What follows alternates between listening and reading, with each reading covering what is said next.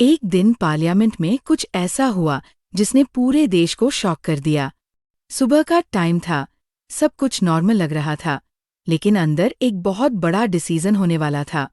एक ऐसा बिल जिसका नाम था वुमेन्स रिजर्वेशन बिल, कॉन्स्टिट्यूशन 131 सेंट अमेंडमेंट बिल 2026। ये सिर्फ एक बिल नहीं था, ये करोड़ों महिलाओं की उम्मीद थी। सब लोग सोच रहे थे कि आज हिस्ट्री बन जाएगी, लेकिन कहानी यहाँ से ट्विस्ट लेती है। जैसे ही लोकसभा की प्रोसीडिंग शुरू हुई, माहौल थोड़ा टेंशन वाला था। हर पार्टी के मेंबर्स अपनी अपनी सीट पर बैठे थे, लेकिन अंदर ही अंदर सबको पता था कि आज का दिन इजी नहीं होने वाला। इस बिल का सिंपल मतलब था कि लोकसभा और स्टेट असेंबली में 33% सीट्स महिलाओं के लिए रिजर्व हों। सुनने में सबको अच्छा लग रहा था, लेकिन असली गेम नंबर्स का था।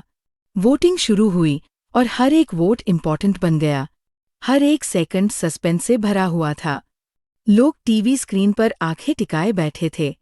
फिर रिजल्ट आया, 298 वोट सपोर्ट में और 230 वोट्स अगेंस्ट।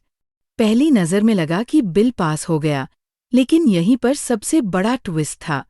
इस बिल को पास होने के लिए 2/3 मेजॉरिटी चाहिए थी, मतलब करीब 360 वोट्स, और यहीं पूरा गेम पलट गया।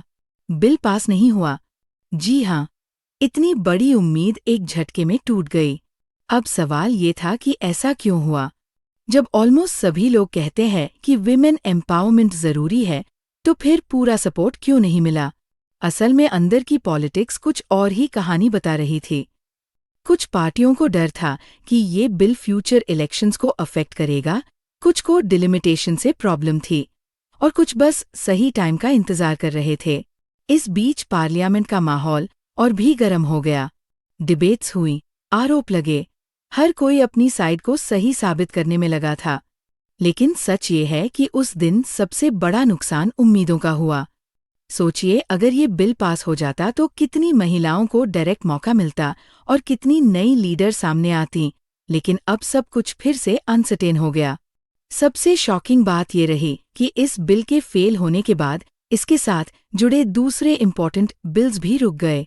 मतलब एक डिसीजन ने पूरी चेन को रोक दिया। अब देश में हर जगह एक ही डिस्कशन है कि क्या ये सही हुआ, या फिर ये सिर्फ पॉलिटिक्स का एक और गेम था। कुछ लोग कहते हैं कि अभी नहीं, लेकिन फ्यूचर में जरूर पास होगा, और कुछ कहते हैं कि ये मौका शायद फिर जल्दी नहीं आएगा।